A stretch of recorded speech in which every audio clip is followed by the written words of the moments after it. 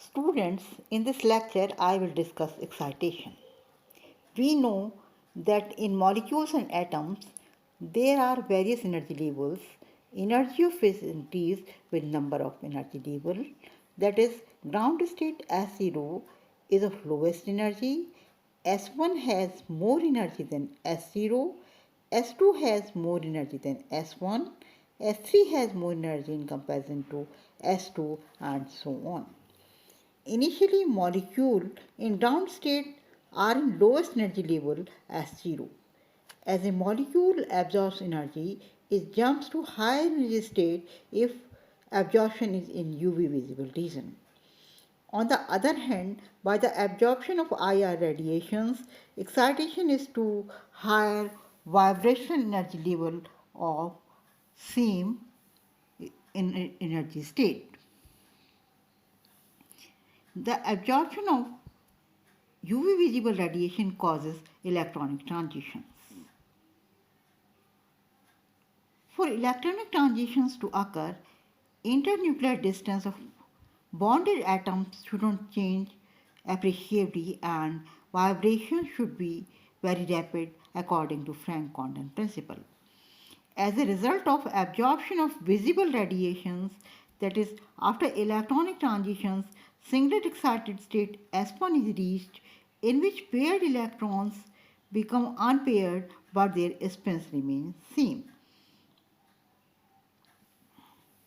This excited state has plenty of energy which gets dissipated through molecular collisions, that is vibrational cascade.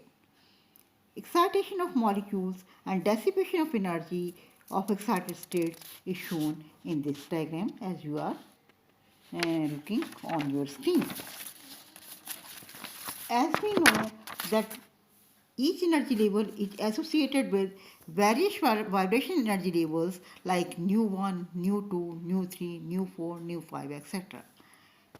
As a molecule absorbs UV visible radiation, transition from any vibrational energy level of S0, that is ground state, to any vibrational energy level of higher energy states may occur. Excited state loses its energy through various processes which I would like to discuss. Number 1.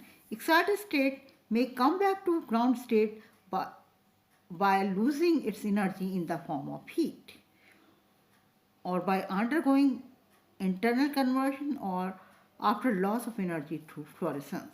Loss of energy from first excited state to ground state is known as fluorescence, which is of lower energy or higher wavelength as compared to wavelength of incident radiation. Number 2, energy may get transferred to another molecule which may undergo excitation to singlet excited state by getting energy through transfer process.